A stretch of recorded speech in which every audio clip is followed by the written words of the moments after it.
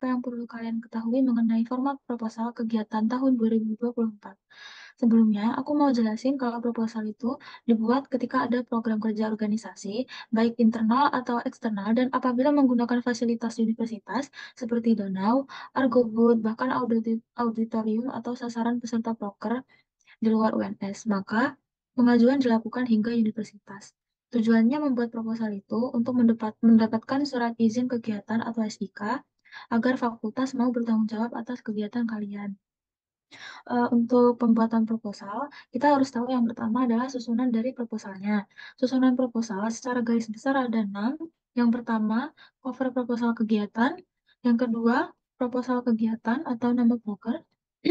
Yang ketiga, ada lampiran proposal. Yang keempat, surat izin kegiatan atau SIK dan surat tugas. Dan yang kelima itu presensi.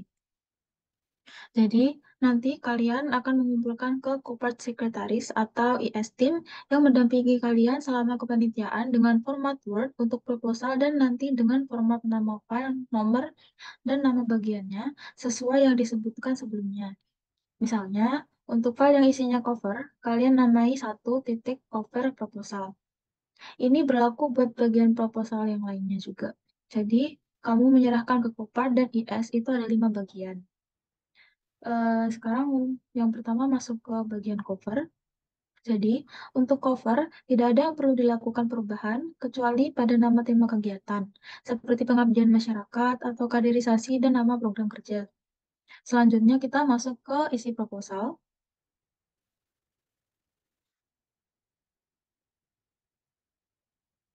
Jadi yang pertama, aku mau bahas tentang header dan footernya.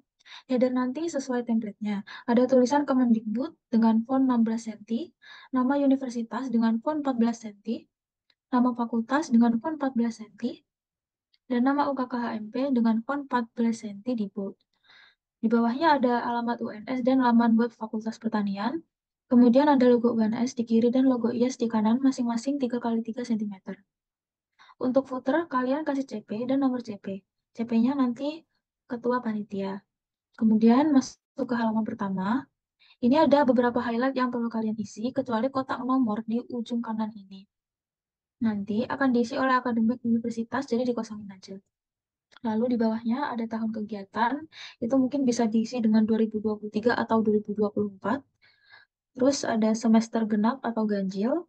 Kemudian ada unit kegiatan fakultasnya, yaitu adalah ISLC UNS atau pertanian. Selanjutnya, yang nomor pertama sampai nomor kedua itu nanti sesuai yang ada di template, jangan diubah. Kemudian untuk bagian pendanaan bisa berasal dari dana usaha, dana DIPA, ataupun hibah alumni. Bisa dicantumin semua asalkan dipakai. Kemudian untuk hibah alumni ini sendiri sebenarnya itu kas, cuma sekarang nggak boleh dipakai lagi, jadi sekarang perlu diubah untuk menjadi hibah alumni. Setelah itu ada beberapa bagian untuk isi proposal. Yang pertama yaitu pendahuluan. Ada latar belakang kegiatan kalian dalam bentuk paragraf. Bagian ini tidak usah di next page, dibiarkan seperti itu saja. Kalau ada template dari tahun lalu, tolong bagiannya diparafrasekan, jangan cuma dijiplak. Selanjutnya, tujuan kegiatan yang kamu lakukan. Untuk tujuan, jangan lupa konsul dengan PIC atau PO kegiatan buat isinya apabila berubah dari tahun lalu. Selanjutnya ada bagian 2, yang isinya itu paparan kegiatan. Ini kamu perlu jelasin rincian dan tujuan dan output dari kegiatan yang kamu lakuin. Kopas sama dengan proposal tahun lalu juga nggak masalah. Terus di bawahnya ada bab 3 yang menjelaskan mekanisme pelaksanaan kegiatan. Isinya sama seperti rundown, dibuat bentuk paragraf dengan penjelasan singkat mengenai isi kegiatannya seperti apa dan target audiensnya siapa saja. Selanjutnya adalah ada penanggung jawab dan personal yang kalian isi nama dari dekanat sebagai pelindung, pembimbing, ketua IAS, lalu bawahnya kalian jabarin kepanitiaan kegiatan kalian dari PO Kapit sampai staf per bidangnya. Kemudian pada jadwal pelaksanaan dan susunan acara, kalian bisa minta rundown kegiatan dari divisi acara untuk dicantumkan di bagian ini. Di bagian ini, kalian juga perlu mencantumkan judul subkegiatan jika ada, kemudian tanggal, waktu, dan juga tempat pelaksanaannya. Untuk bagian sumber dana yang dibutuhkan atau rincian anggaran, kalian bisa minta ke bendara untuk ngasih RAB rancangan mereka. Lalu ada lembar pengesahan. Lembar pengesahan ini ada dua jenis. Yang pertama, jika mengajukan dana DIPA, dan yang kedua, jika tidak mengajukan. Jika mengajukan dana DIPA, pada bagian mengetahui, perlu menambahkan kolom tanda tangan Wakil Dekan Sumber Daya Manusia, Keuangan, dan Logistik. Jika tidak, tidak minta dana DIPA, hanya tanda tangan Wakil Dekan Akademik, Riset, dan Kemahasiswaan yang diperlukan. Kemudian juga perlu diperhatikan beberapa hal untuk proposalnya, yaitu yang pertama ada marginnya itu 4433, kemudian ukuran kertasnya F4, karena kita pakai kop, jadi ukurannya wajib F4. Kemudian untuk fontnya 12 dan jenisnya Times New Roman. Spasinya 1,5, before afternya 0. Selanjutnya, pada bagian lampiran yang perlu dicantumkan dalam proposal, yang pertama ada analisis risiko kegiatan. Kalian ubah nama kegiatan jadi nama kegiatannya kalian.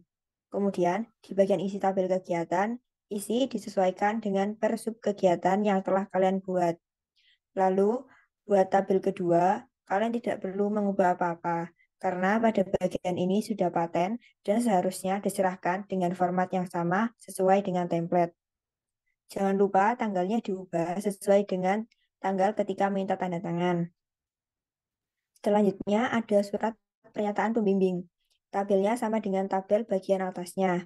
Ini dimintakan kepada pembimbing IAS, yaitu Pak Uuf. Kemudian ada surat permohonan SIK yang krusial buat proposal ini ketika diajukan. Jadi perlu hati-hati ketika mengerjakan bagian ini. Kegiatannya kalian sesuaikan dengan kegiatan kalian dan tabel juga harus sama dengan bagian lampiran sebelumnya. Jika memakai dana DIPA, perlu surat pernyataan dari Ketua Panitia untuk Wakil Dekan Akademik, Riset, dan Kebudayaan. Kalian isi bagian surat ini sesuai dengan kegiatan kalian. Tapi kalau tidak perlu dana DIPA, tidak usah mencantumkannya. Yang perlu di notes dalam lampiran ini adalah tabel yang berisi kegiatan kalian harus sama semua. Juga diperhatikan untuk gelar dan nama beliau yang bersangkutan untuk tanda tangan. Selain itu, kalau bagian tanda tangan melebihi 1 lembar, kalian bisa kecilkan font atau jarak antar barisnya. Perlu banget, bagian ini hanya 1 lembar per bagian.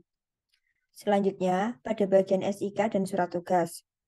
Untuk SIK dan surat tugas ini sifatnya penting, karena merupakan pokok atau tujuan dari adanya pembuatan proposal ini. Untuk kegiatan tanggal, tempat, dan waktu harus sesuai dengan kegiatan.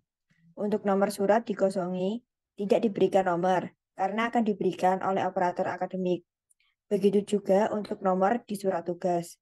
Apabila jumlah panitia tergolong banyak, maka dapat menggunakan lembar selanjutnya sebagai lampiran dari surat tugas. Perlu diperhatikan terkait tanggal, tempat, dan waktu kegiatan, di mana harus sesuai antara lampiran dan SIK maupun surat tugas.